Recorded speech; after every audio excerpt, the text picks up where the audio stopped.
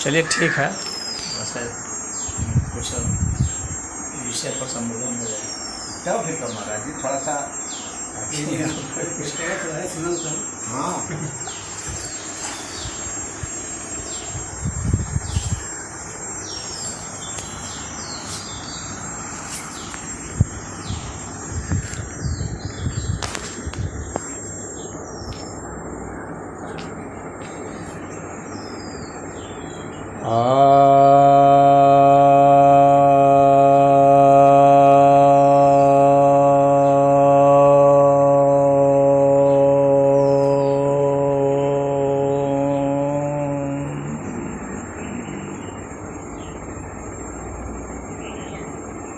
आप सभी को सब प्रेम नमः। यदि आप लोग की कोई ऐसी इच्छा हो जिस विषय पर कुछ सुनना चाहते हैं तो उस विषय को कह सकते हैं, ताकि मैं उसी विषय पर कहूँ, या अपने मन से यदि कुछ कहना चाहूँ तो ये आप लोगों की इच्छा हो तो कह दूँ।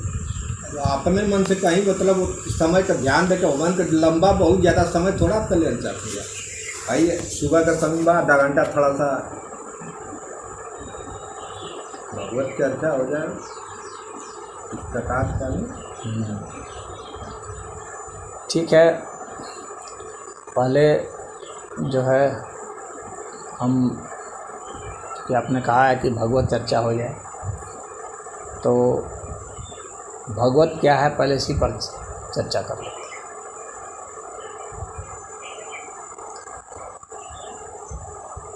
कई शब्द होते हैं जो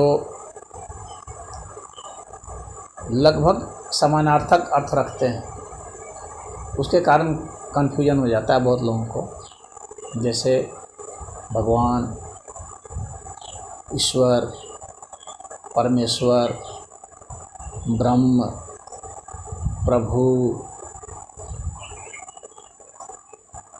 तो परमात्मा, अब ऐसे में अमूमन सामान्य आदमी यह सोचता है, और बहुत सारे जो साधु संत हैं वो भी कंफ्यूज रहते हैं। मैंने कुछ देखा है मैंने कि वे इसे एक ही जैसा सोचते हैं कि एक ही हैं सब, यानी कभी वो परमात्मा भी बोल देते हैं, कभी ईश्वर भी बोल देते हैं, कभी ब्रह्म भी बोल देते हैं, कभी प्रभु भी बोल देते हैं, कभी परब्रह्म भी बोल देते हैं। लेकिन ये एक ही नहीं है, ये सब अलग अलग है, यानी अस्तित्व की अलग अलग अवस्थाओं के सब नाम हैं। तो उन अलग अलग अवस्थाओं को समझना पड़ेगा, ये समानार्थक बिल्कुल नहीं। किसी भी भाषा में जब अलग अलग शब्द हैं तो उसके अलग अलग निश्चित ही अर्थ होते हैं, अन्यथा अलग शब्द का कोई मतलब नहीं होता है।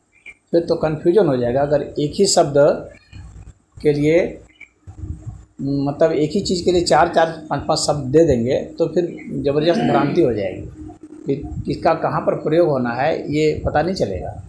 इसीलिए सारे जो शब्द होते हैं ये अलग होते हैं। भगवान का अलग अर्थ होगा, ईश्वर का अलग अर्थ होगा, परमेश्वर का अलग अर्थ होगा, परमात्मा का अलग अर्थ होगा, इन सब के अलग ही अर्थ होंगे। और संस्कृत काफ़ी समृद्ध भाषा है, तो इसके सबके अर्थ अलग अलग हैं इसमें दिए हुए। अब भगवान का अर्थ समझते हैं कि भगवत चर्चा की बात हुई है। भगवान का अर्थ होता है आनंदवान। भग जो है वो आनंद के लिए होता है, तो जो आनंदवान है उनको भगवान कहा गया है। और आनंदवान सामान्य आनंदवान नहीं, परम आनंदवान जो है उनको भगवान कहा गया है।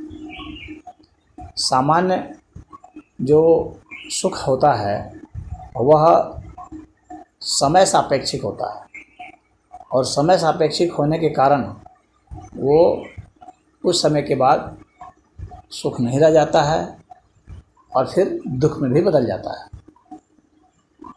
उदाहरण के लिए अगर हम लोग किसी चीज़ का सेवन कर रहे हैं, मान लीजिए कि हम लोग कोई मिठाई खा रहे हैं, तो पहली मिठाई जो है जो खाएंगे तो बहुत अच्छा लगेगा, फिर दूसरा तो उससे थोड़ा सा कम लगेगा या थोड़ा बढ़ भी सकता है, फिर तीसरे में थोड़ा सा उससे कम हो सकता है या थोड़ा बढ़ जाएगा। लेकिन एक ऐसा पॉइंट आएगा कि जब उसकी इच्छा धीरे धीरे घटने लगेगी और फिर धीरे धीरे धीरे क्या होगा कि वो सुख जो है वो क्षीण होने लगेगा, और फिर जैसे जैसे होगा तो फिर क्या होगा कि वो दुख में बदलने लगेगा और आदमी छोड़ने के लिए मजबूर हो जाएगा। तो यानी सुख जो है एक मतलब काल सापेक्षिक चीज़ है और मात्रा सापेक्षिक चीज़ है। अगर इसकी मात्रा धीरे धीरे धीरे बढ़ती जाएगी तो धीरे धीरे सुख जो है क्षीण होने लगेगा। उसी तरह से दुख का भी है, ये भी काल सापेक्षिक है और मात्रा सापेक्षिक है।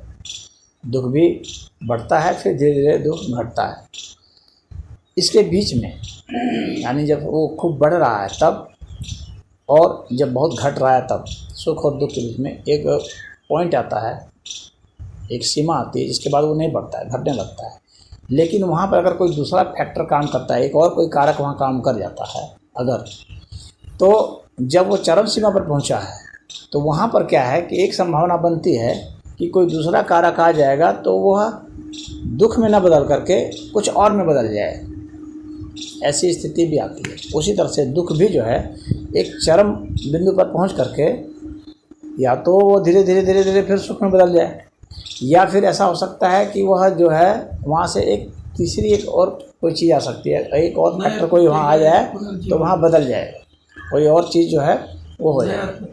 तो ऐसी स्थिति आ जाती है कि दुख में भी बदलाव हो जाएगा और सुख में भी बदलाव हो जाएगा। तो सुख की चरम सीमा पर जा कर के हमें एक मौका मिलता है ट्रांसेंड करने का, अतिक्रमण करने का मौका मिलता है। उसी तरह से दुख की जो चरम सीमा होती है वहाँ भी अतिक्रमण करने का मौका मिलता है। ये दोनों जो छोर हैं ना मनुष्य के जीवन में आते जाते रहते हैं, तो ये जो समय सापेक्ष है ये आपको समय निरपेक्ष में भी ले जा सकता है। जब यह समय निरपेक्ष में चला जाएगा वह, और वही दो पॉइंट होते हैं, जब सुख चरम सीमा पर पहुँचता है या दुख चरम सीमा पर पहुँचता है, तो वहाँ पर जो है आपके पास एक मौका होता है कि आप वहाँ से उसका अतिक्रमण कर सकते हैं, और अतिक्रमण करके आप एक अलग आयाम में जा सकते हैं। तो यह जो सुख और दुख जो है ना ये समय सापेक्षिक है।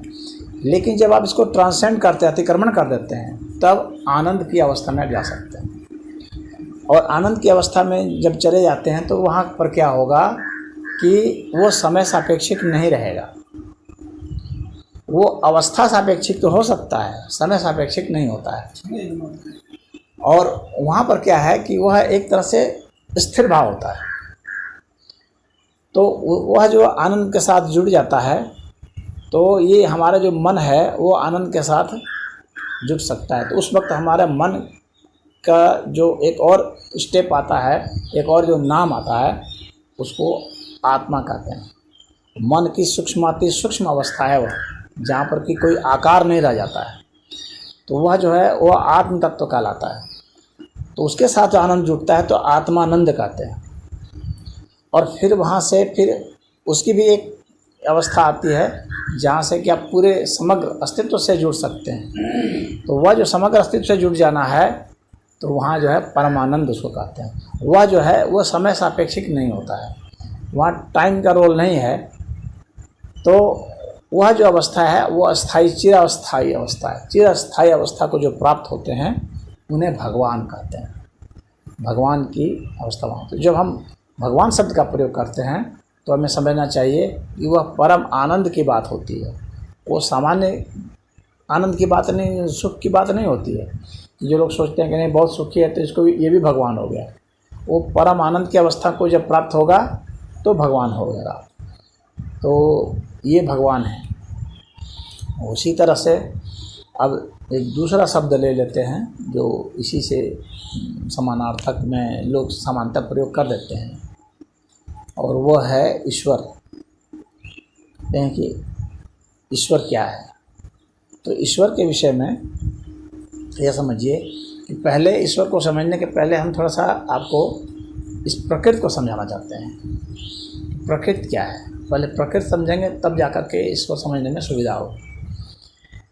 प्रकृति का यह मतलब होता है कि जो पहले से ही कोई रचना है, पहले से ही कोई रचना है, तो प्रकृति को अनादि कहा गया है। लेकिन प्रकृति कहाँ तक है, कैसा है, इसको इस अर्थ में समझिए, जो चीज़ जुड़ सकती है और टूट सकती है, यानी संयोजित होती है और विभाजित होती है, वे सब प्रकृति के तहत आते हैं। जुड़ना और टूटना, जहाँ पर संयोजन और वियोजन ये दो घटनाएं घट रही हैं, वे सब प्रकृति के तहत आती हैं। और ये भी सापेक्षिक ही होती है, क्योंकि जुटना टूटना जब होगा किसी तत्व का तो सापेक्षिक होगा। अब ये जो जुटना टूटना का है, ये इसका फैलाव जहाँ तक है, विराटता में और सूक्ष्मता में, दोनों में ही, वहाँ तक ये प्रक्रिया चल रही है जुटने टूटने की। लेकिन किसी भी चीज़ को जुटने और टूटने के लिए सबसे प्रथम चीज़ जो अनिवार्य चीज़ है, और वह यह है कि वह चीज़ सूक्ष्म से सूक्ष्म होने पर भी उसका कोई ना कोई एक पॉइंट होना चाहिए। किसी रेखा के तहत ही कोई जुड़ती है। कोई भी चीज़ जब जुट रही है तो वहाँ एक रेखा होती है, कहीं टूट रही है तो किसी रेखा से ही टूटती है वो। जैसे कि अगर इसको कहा जाए कि ये जुड़ा है, तो यहाँ पर एक रेखा है जिससे कि ये जुटी है, और वो जो रेखा है, चाहे ऐसे हो, चाहे सीधे हो, चाहे जैसे भी हो, वो सब रेखा जो है बिंदु से मिल करके बनी। कोई भी जो रेखा है वो बिंदुओं से मिलती है। वो जो बिंदु होते हैं वो भी अपने से सूक्ष्म बिंदुओं से मिलके बने होते हैं। तो जितने सूक्ष्म बिंदु तक हम जा सकते हैं या जा सकता है, किसी अन्य के द्वारा भी सोचा जा सकता है, या किसी अन्य के द्वारा भी जो सोचा जा सकता है। अन्य में मशीनें भी आ जाएंगी और अन्य में अन्य जीव भी आ जाएंगे।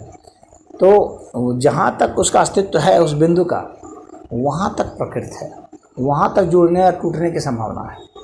लेकिन जब कोई तत्व उस बिंदु से सूक्ष्म हो जाए तो वहाँ जुटने और टूटने की संभावना खत्म हो जाएगी, यानी प्रकृति वहाँ नहीं रह जाएगा, प्रकृति का काम वहाँ समाप्त है। उसी तरह से जब हम जोड़ते हैं विराटता में, बड़े अर्थ में जोड़ने और टूटने का जब हम सोचते हैं, तो उसकी भी एक जो रेखा होगी, लंबी से लंबी जितनी बड़ी रेखा आप सोच सकते हैं, वहीं तक जुटने और टूटने की संभावना होती है। हम सोच सकते हैं या कोई और सोच सकता है, उसकी बात नहीं है, मतलब जहाँ तक रेखा हो सकती है, उस रेखा के बाद फिर जो है जुटने और टूटने की संभावना नहीं रह जाएगी। और वह जो संभावना नहीं रह जाती है वो इतना विराट हो गया कि वहाँ रेखा भी छोटी पड़ जाती है, यानी सोचना रेखा नहीं हो सकती, इतना विराट हो गया। तो वह विराट क्या है, वो अनंत है, उसको अनंत कहते हैं, इनफाइनाइट। तो वहाँ इन्फिनिटी हो गई रेखा के बाद, और जो सूक्ष्मता में सोचे गए थे जो बिंदु, उसको भी इन्फिनिटी से हो गया। अब ये जो हम बड़े में जाकर के इन्फिनिटी देखें और जो छोटे में जाकर इन्फिनिटी देखें, तो अब हम ये देखते हैं कि बड़े का जो है, यानी जो हम रेखा जो सोचे थे, उससे बड़ा जो अस्तित्व सिद्ध हो रहा है, और ये जो प्रकृति सिद्ध हो रही है, ये प्रकृति और वह जो उस बड़ी रेखा के बाद का जो अस्तित्व सिद्ध हो रहा है, उसको ईश्वर कहते हैं। यानी वो जो रेखा है, उस रेखा के बाद जो विराट है, वो जो है ईश्वर है। तो ये प्रकृति हो गया जहाँ जुटने टूटने घटना हो रही है, और जुटने टूटने घटना से बाहर हो गया, यानी इतना विराट वो अस्तित्व हो गया तो वहाँ जुटने टूटने घटना संभव ही नहीं है, क्योंकि उसके वो जुटने की संभावना इसलिए नहीं है क्योंकि वो रेखा के बाहर हो गया, तो अनंत हो गया वो। अब वो जुटने टूटने की घटना से बाहर हो गया, तो उसको ईश्वर कहते हैं। और ये जो सूक्ष्म बिंदु था, जिसके बाद जो है वो बिंदु भी खत्म हो गया, इतना सूक्ष्म हो गया, तो वह जो अस्तित्व हो गया, वह अस्तित्व जो है वह आत्मा कहलाती है। और उसी की जो समग्रता है, यानी वह तो एक पॉइंट के अर्थ में हम समझाए, लेकिन सभी पॉइंटों के अर्थ में अगर देखा जाए तो उसकी जो समष्टि अर्थ में जो लिया जाता है उसको परमात्मा कहते हैं। तो वो परमात्मा हो गया, वो ईश्वर हो गया, ये प्रकृति हो गई। अब ये जो प्रकृति है और ईश्वर है, इन दोनों को इन दोनों यूनिट को अगर हम मिला दें तो ये परमेश्वर हो गया। यानी वो ईश्वर और ये प्रकृति मिल करके परमेश्वर है। और वो जो अनंत अस्तित्व हुआ और ये जो प्रकृति है और जो सूक्ष्म परमात्मा सिद्ध हुए, अगर इन तीनों को ही मिला दें तो ये पर ब्रह्म परमेश्वर कहलाते हैं। अगर हम ऐसा करें कि उसकी अभिव्यक्ति में हम देखते हैं कि ये सिर्फ कितना ये चीज़ फैल रही है, बढ़ रही है। अगर कोई चीज़ बढ़ रही है, फैल रही है, सृजित हो रही है, नई नई चीज़ें बन रही हैं, फैल रही हैं, तो उसको ब्रह्म कहते हैं। ब्रह्म में सदैव वो फैलता ही चला जाता है। तो ये प्रकृति के अर्थ में भी और चेतना के अर्थ में भी। चेतना का मतलब हो गया जो पदार्थ से आगे हो गया, यानी पदार्थ तो जहाँ जुटने टूटने की घटना वहीं तक पदार्थ है, उसके बाद जो अस्तित्व होता है उसको चेतना कहा जाता है। लेकिन ये जो पूरा का रेंज हो गया, टूटने टूटने की घटना का भी और चेतना का भी, वह जो है ब्रह्म कहलाएगा, जो फैलता ही चला जाता है। अब उसमें निर्गुण ब्रह्म, सगुण ब्रह्म भी कहा जाता है। तो निर्गुण वह हो गया जो कि शुद्ध चेतना के अर्थ में हो गया, जहाँ पर जुटने टूटने की कोई घटना नहीं है, शाश्वत सत्ता हो गई, तो वह निर्गुण में आ गया। और यहाँ जो है, जो प्रकृति के तहत जो है चेतना है शामिल, तो इसमें जो है सगुण ब्रह्म कहा जाता है। ये सगुण ब्रह्म और वो निर्गुण ब्रह्म दोनों को मिला करके ब्रह्म कह देते हैं। और इन दोनों से विराट सत्ता जो है वह जो है पर ब्रह्म परमेश्वर में आ जाएगा।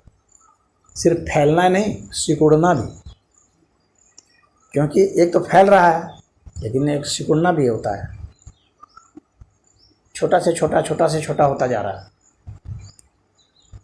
तो ये सारे जो हैं पर ब्रह्म परमेश्वर के तहत आ जाएंगे। पूरी बड़ी इकाई, सबसे बड़ी इकाई जो अध्यात्म में सोची गई है, बताई गई है, वो पर ब्रह्म परमेश्वर है। उससे बड़ी इकाई नहीं बताई गई। ईश्वर सबसे बड़ी इकाई नहीं है। तो भगवान एक अवस्था है। उसी तरह से प्रभु कहते हैं। प्रभु का मतलब होता है कि जो स्वयं से ही है, पहले से ही है। स्वयंभू जो है, तो स्वयंभू मतलब जो स्वयं से है, और प्रभु मतलब जो पहले से ही है, इस अर्थ में होता है। तो वो स्वयं से ही है, मतलब वो बनाया नहीं गया है। बहुत सारे जो दूसरे फिलॉसफी है, इस्लाम की है, ईसाईयत की है, इस सब की फिलॉसफी है, जो कहते हैं अमुक अमुक ने बनाया। तो यहाँ पर जो है हमारा वेद जो कहता है, एतत् उत्तमम सत्यम यत्र किंचित न जायते। यहाँ उत्तम सत्य यही है कि यहाँ कुछ भी नहीं उत्पन्न होता है।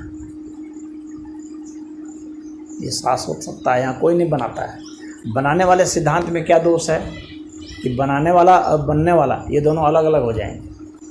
और जब अलग अलग हो जाएंगे तो जो बनाने वाला है, सृष्टा जो रचनाकार है, जिसको कहीं पर ईश्वर कह देते हैं, वो वहाँ अंत कर जाएगा।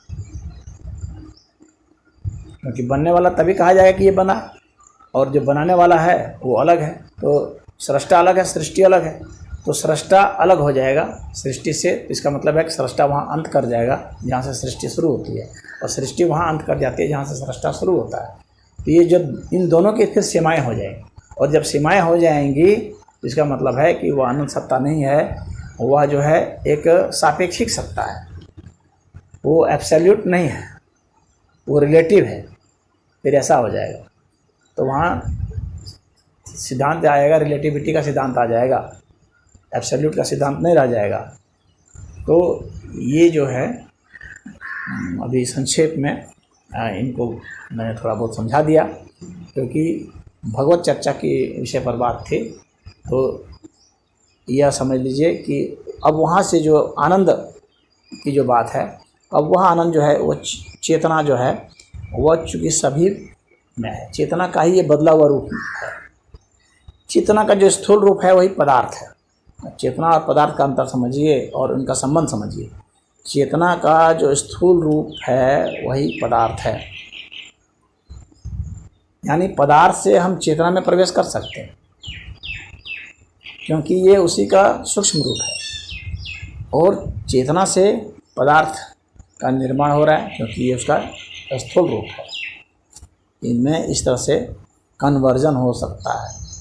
कहने का मतलब है कि हम जहाँ हैं उसको अलग अलग अर्थ में हम डिफाइन कर सकते हैं। जैसे कि हम अब अपने को शरीर मानते हैं, तो हमें मांस, हड्डी और ये सब हमें लगेगा कि हम ये हैं।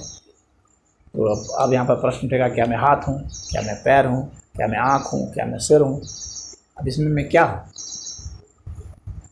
तो ये पता चलेगा कि ये सब संघात से बने हुए हैं, ये सब जोड़ से बने हुए हैं। ये कई बहुत सारे नास्तिक सिद्धांत भी आए, ये सब जोड़ों से बने हुए हैं। लेकिन क्या सिर्फ पदार्थ है?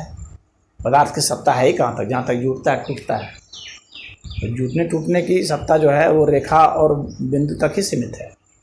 बिंदु से सूक्ष्म सत्ता में जुटने टूटने की घटना नहीं होती है। रेखा से बड़े में जो सबसे बड़ी रेखा हो सकती है, उसके बाद जो है जुटने टूटने घटना नहीं हो सकती है। बोलिए, क्वेश्चन करें, बाद में सोचिए, रखिए, प्रश्न का उत्तर दूंगा।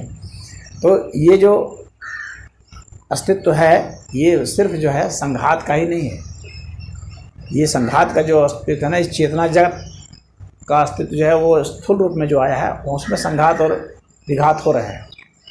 तो ये जो अस्तित्व है जहाँ संघात और विघात दिख रहा है, यहाँ पर चेतना का ही ये स्वरूप है। इसीलिए पदार्थ जो है उसको ऊर्जा में बदला जा सकता है, ऊर्जा को भी पदार्थ में बदला जा सकता है। बहुत सारे वैज्ञानिकों ने इस पर शोध किया और बताया भी, जैसे आइंस्टीन थे, उन्होंने इसका भी सिद्धांत दिया। लेकिन क्या ऊर्जा को भी बदल सकते हैं? ऊर्जा भी बदल सकती है। कुछ जो है ये ऐसे लोग कहते हैं कि नहीं, जो है ऊर्जा नहीं बदलेगी, ऊर्जा भी बदलेगी। बाद में वैज्ञानिकों ने फिर उसका नहीं, ऊर्जा जो है उनका रूप बदलता है। अरे बदल तो रहा है ना, अभी आपको रूप दिख रहा है, बाद में दिखेगा कि ये ऊर्जा भी कहाँ से आई, क्योंकि कोई चीज़ है। अब वैज्ञानिकों के सामने एक बहुत बड़ा प्रश्न खड़ा हुआ कि जो उन्होंने सृष्टि का सिद्धांत उन्होंने दिया, तो उन्होंने कहा कि ऐसा है जो अभी तक मान्य है, हालांकि पूरा मान्य नहीं है, वैज्ञानिक का ही कई धारा जो है उसमें अलग अलग है। तो कहते हैं कि शुरुआत में क्या था कि स्पेस नहीं था, टाइम नहीं था, मैटर नहीं था, पदार्थ नहीं था। ये जो अस्तित्व था ये सूक्ष्म बिंदु पर था। अब वहाँ से ऊर्जा की उत्पत्ति हो जाती है। तो कहते हैं कि ऊर्जा जो है सूक्ष्म बिंदु में एकाग्रचित था। तो भाई जब स्पेस नहीं था तो वो कहाँ था? जब आप कह रहे हैं कि स्पेस नहीं था, सिंगुलरिटी थी, स्पेस भी सिकुड़ करके बिंदु में आ गया था, तो फिर आप ऐसा कैसे कर सकते हैं कि स्पेस भी नहीं था? और फिर वहाँ पर क्वांटम फ्लक्चुएशन की बात करते हैं कि एनर्जी का क्वांटम फ्लक्चुएशन था, तो वहाँ पर जो है ऊर्जा की सक्रियता थी। फिर उस ऊर्जा को किसने देखा, वो कहाँ था? वो ऊर्जा कैसे, वो उसको किसने प्रेरणा दिया बढ़ने का? उसको किसने प्रेरणा दिया कि वो बड़ा हो जाए, वो बदल जाए? तो ये सब बहुत सारे प्रश्न जो हैं उसमें अनुत्तरित रह गए उनके। फिर कोई चीज़ अलग कैसे हो गई? जब एक ही चीज़ थी तो फिर वो दो तीन नाना प्रकार की चीज़ें कैसे बनी? इसका भी उत्तर नहीं दे पाते हैं। पदार्थ के विरुद्ध में मैटर है तो एंटी मैटर भी है, तो एंटी मैटर फिर कैसे बना और उसका अनुपात फिर बदला कैसे? बराबर क्यों नहीं बना? कम बेसी कैसे हो गया? इन सब के उत्तर उनके पास अभी नहीं आए हैं। तो अब यहाँ का जो वैदिक सिद्धांत है वो बताता है कि इस तरह की घटना नहीं है। यह जो अस्तित्व है इसको किसी ने बनाया नहीं, ये सदा से था, सदा है, सदा रहेगा। इसीलिए इसको सनातन कहा जाता है। और यह जो है अनंत है, और जहाँ अनंत होगा ना वहाँ पर फिजिक्स का कोई भी सिद्धांत या मैथमेटिक्स का कोई भी सिद्धांत कार्य नहीं करेगा। मैथमेटिक्स का सिद्धांत और फिजिक्स का सिद्धांत सिर्फ वहीं काम करता है जहाँ पर सापेक्षता आती है। निरपेक्षता में वो काम बिल्कुल भी नहीं करेगा, वहाँ आपको उत्तर नहीं मिलेंगे।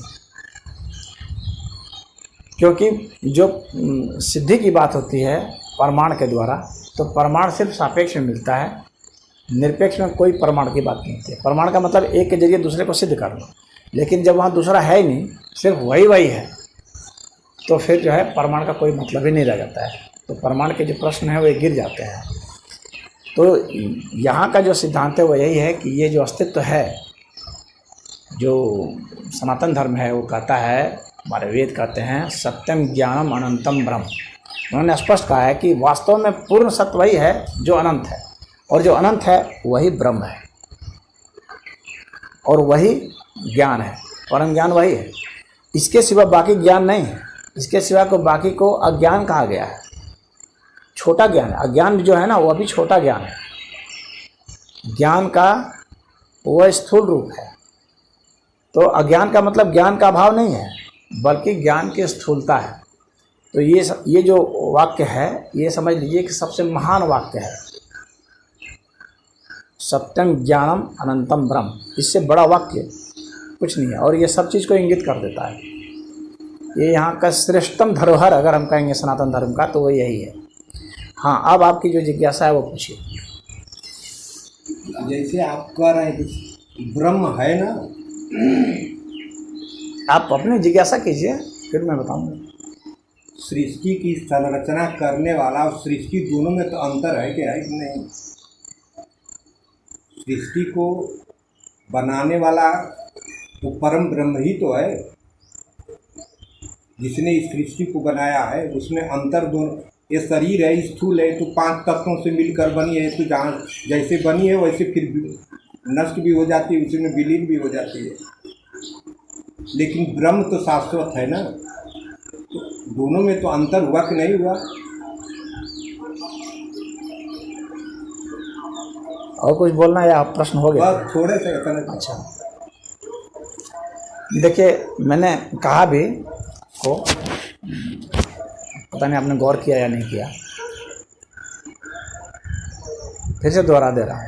एतत् उत्तमम सत्यम यत्र किंचित न जायते। यहाँ उत्तम सत्य यही है कि यहाँ कुछ भी उत्पन्न नहीं होता, यानी सृष्टि नहीं है। यहाँ सृष्टा भी नहीं।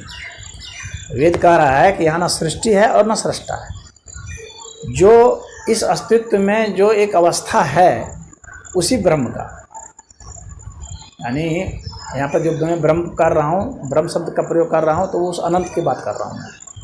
यहाँ उस फैलने वाले की बात अभी मैं नहीं कर रहा। तो वह जो अनंत है अस्तित्व, उस अनंत अस्तित्व के तहत ही ये जो आपको रचनाएं दिखती हैं, उसका जो अलग जो अवस्था है वो आपको दिखती है। तो उससे एक ऐसा आदमी को भ्रम होता है कि ये बन रहा है या इसको कोई बना रहा है। जैसे कि मान लीजिए कि एक आदमी है, वो घड़ा बना रहा है, समझने के लिए मैं, तो हम लोग देखते हैं कि घड़ा बन रहा है, एक आदमी घड़ा बना रहा है। अब उसमें से ये जो घड़ा बना रहा है, ये दावा कर रहा है कि घड़ा मैं बना रहा हूँ। जो मिट्टी है जिससे वो घड़ा बना रहा है, अगर मिट्टी भी सोच सकती है तो मिट्टी कहेगी कि मैं घड़ा बना रही हूँ। यानी घड़ा के होने में मिट्टी भी एक कारक है। और जो चाक है वह भी कह सकता है कि मैं घड़ा बना रहा हूँ। उसमें जितने भी कारक हैं, मनुष्य जो है, मनुष्य को भी खुद बनाया गया है। तो हर चीज़ यहाँ पर बनी हुई लग रही है कि वो उससे बन रही है, वो उससे बन रही है, वो उससे बन रही है। इस तरह से हर कोई देख रहा है कि एक दूसरे से कुछ ना कुछ बन रहा है, जबकि वास्तविकता ये है कि वो चीज़, सब चीज़ें पहले से ही यहाँ पर मौजूद है। मिट्टी भी पहले से ही मौजूद है, मनुष्य जिससे बना हुआ है, जिस मांस से बना है, और मांस जिससे बना हुआ है, या हड्डी जिससे बनी हुई है, वो भी मौजूद यहाँ पहले से ही है। यहाँ पर जो है सिर्फ एक वो क्रिया प्रक्रिया हो करके कुछ जो है घटनाएं घटित हो रही हैं, और उसमें से कोई एक व्यक्ति कह रहा है, कोई एक तत्व कह रहा है कि मैं बना रहा हूँ। यानी वहाँ पर ईगो जो है वो महत्वपूर्ण है। वास्तव में कोई एक बना दिया है, किसी भी चीज़ के होने में पूरा अनंत जो है ना अस्तित्व वो भूमिका निभा रहा है, उसके कारण ही कोई घटना घट रही है, चाहे वो घटना कितनी भी छोटी क्यों ना हो। वह घटना अगर आप देखेंगे आदमी के ही होने में पूरी घटना देखें, आदमी के होने के लिए कितने कितने चीज़ चाहिए, क्या दूध पिया, दूध होने के लिए कितनी कितनी चीज़ें चाहिए, उसने रोटी खाई, रोटी के लिए कितनी कितनी चीज़ें चाहिए, माता पिता मिले, माता पिता के मिलने के लिए और माता पिता के होने के लिए कितने कितने कारक चाहिए, ये पृथ्वी हुई, पृथ्वी के होने के लिए कितने, ये पृथ्वी नहीं होती तो माता पिता नहीं होते, आदमी नहीं होता। तो सबके होने के लिए अगर सबके ऊपर बैठ करके आप देखिए, छोटे छोटे चीज़ पर देखेंगे तो देखेंगे कि ये अनंत हो जाता है। अब इसमें से कोई एक व्यक्ति जो है उछल करके कूद करके आता है और कहता है मैं बना रहा हूँ। तो इसीलिए जो एक कथा भी आती है ब्रह्मा की, तो बहुत बढ़िया कथा है। तो ब्रह्मा और विष्णु में लड़ाई हो गई, तो ब्रह्मा कहा मैं सृष्टि बना रहा हूँ, हाँ, तो विष्णु कहे मैं चला रहा हूँ सृष्टि। तो वहाँ पर ज्योतिर्लिंग प्रकट हुआ, तो हुआ कि भाई तुम इसका अंत खोजो। तो वे लोग अंत ज्योतिर्लिंग का नहीं खोज पाए। उसके बाद जब फिर जो है उन लोगों ने क्षमा मांगी, प्रार्थना की, स्तुति की, तो शिव ने कहा कि चलो तुमको दिखाते हैं। तो दिखाए तो ये कौन है, तो कहे ये तो ब्रह्मा है, ये ब्रह्मा है, मैं भी तो ब्रह्मा हूँ। ये कौन है, ये ब्रह्मा है।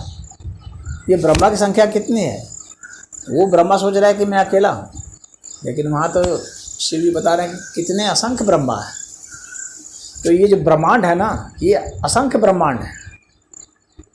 अब इसमें से कोई एक सोचता है कि मैं बना रहा हूँ, ये उसकी गलतफहमी होती है, मैं ब्रह्म बना रहा हूँ। जब वो वास्तव में उसको ज्ञान होगा तो पता चलेगा कि ये पूरा जो अस्तित्व है ये अनंत है, इसमें कोई भी एक यह नहीं कर सकता कि मैं बना रहा हूँ। सारे सबकी भूमिका हो जाती है, तब जाके कोई घटना घटित होती है। इसीलिए आपका कर्म पर अधिकार नहीं हो सकता है,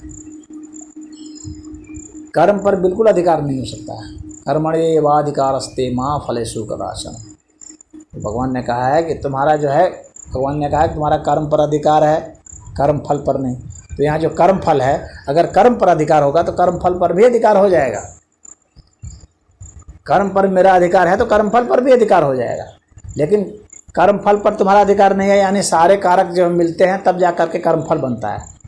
तो इसलिए तुम्हारी इसमें एक छोटी सी भूमिका है, वह जो छोटी सी तुम्हारी, क्योंकि अनंत कारक में एक कारक तुम भी हो, तो तुम जो एक कारक हो तो यहाँ यह तुम्हारा अधिकार है, क्योंकि तुम भी एक कारक हो, तो वह तुम्हारा अधिकार। लेकिन वह जो कर्म फल है ना, वो सबका परिणाम है, तो इसलिए तुम्हारा अधिकार नहीं है। और वह जो तुम हो ना एक, तो वह भी वास्तव में जब तक तुम समझते हो कि मैं तुम हूँ तब तक ही वह है, नहीं तो वह तुम्हारे होने में भी असंख्य कारक है जिसके ऊपर तुम्हारा कंट्रोल नहीं है। माइंड के होने में भी असंख्य कारक है, इसलिए माइंड पर भी कोई कंट्रोल नहीं है।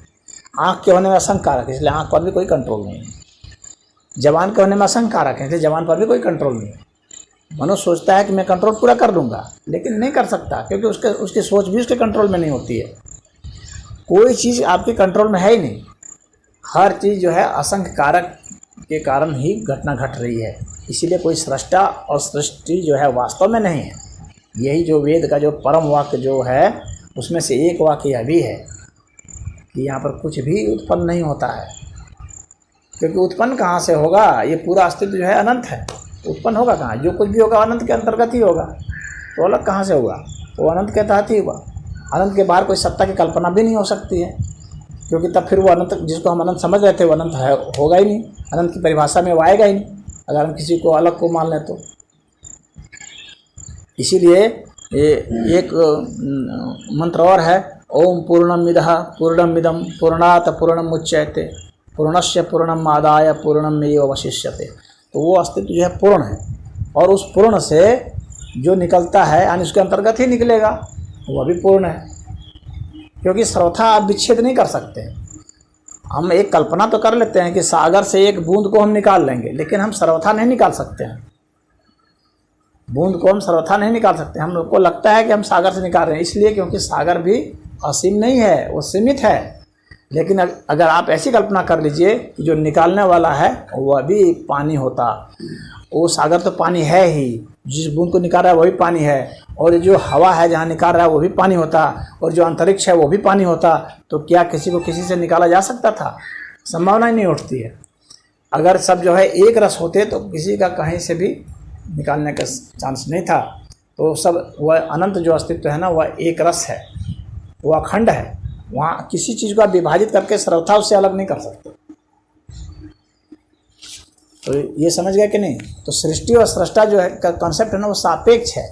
वो एक अर्थ में तो आपको समझाने के अर्थ में तो मायने रखता है कि समझा दिया गया है। इस अस्तित्व के एक हिस्से को समझाने के लिए तो ब्रह्मा और विष्णु की बात तो समझ में आ जाती है, लेकिन पूरे अस्तित्व की जब बात होगी ना, पूरे अनंत अस्तित्व की, तो उसमें कोई सृष्टा नहीं है, कोई सृष्टि नहीं है, बस अनंत अस्तित्व है, बस एकमात्र है, बस है शब्द जो है यही। और है क्या? अनंत है, बस यही परम वाक्य है। और अनंत से नीचे छोटे की बात जब भी होगी तो वो जो है एक सापेक्ष में समझने के अर्थ में हो सकती है, वो सर्वथा सत्य नहीं होती है। इसलिए जिन लोगों ने ऐसे ईश्वर की कल्पना की कि जो ईश्वर बनाता है उनका ईश्वर सिद्ध नहीं हो पाया, सिद्ध हो नहीं सकता, बिल्कुल नहीं हो सकता। वो एक सिर्फ समझने के अर्थ में तो हो सकता है कि भाई हाँ उसने उसको बना दिया, लेकिन वास्तव में बनता नहीं है, बनाता नहीं है। क्योंकि अगर बना दिया प्रश्न उठेगा कि उस ईश्वर को किसने बनाया। यदि आप कहेंगे कि उसने इसको बनाया, अगर कहते हैं कोई चीज़ है तो कोई बनाने वाला है, तो फिर वह ईश्वर है तो उसको बनाने वाला कौन है? एक प्रश्न वहाँ खड़ा होगा। और फिर उस ईश्वर को जिसने बनाया उसको बनाने वाला कौन है? तो ये प्रश्न जो कहाँ तक जाएगा? ये अनंत तक चला जाएगा, अंततः अनंत ही सिद्ध होगा, अंततः जो है अनंत ही सिद्ध होगा। तो ये जो अस्तित्व, इसीलिए वेद में कहा है कि यह जो है अस्तित्व अनंत है। और बनने बनाने की जो बात है ये सिर्फ सापेक्षिक है, समझने के लिए, बस कि हम समझ जाएं, और कुछ नहीं है, उसके वास्तविक वजूद नहीं है। इसीलिए इसको माया भी कहा गया, इसको माया कहा गया, जहाँ पर कि जो घटनाएं घट रही हैं सिर्फ हम लोग समझने के अर्थ में है। कुछ बोध होता है, इंद्रियों से बोध हो रहा है, सामान्य इंद्रियों से सापेक्षिक बोध होता है, इसीलिए इसको माया के अर्थ में है। माँ मतलब नहीं, या मतलब है, जो नहीं है उसका आभास होना कि है, तो यह माया है। ये निरंतर बदलते रहती है, और ये बदलती है तो किसके अंतर्गत? उस अनंत के अंतर्गत ही बदलती है। तो इसलिए वह अनंत का ही एक छोटा सा स्वरूप है।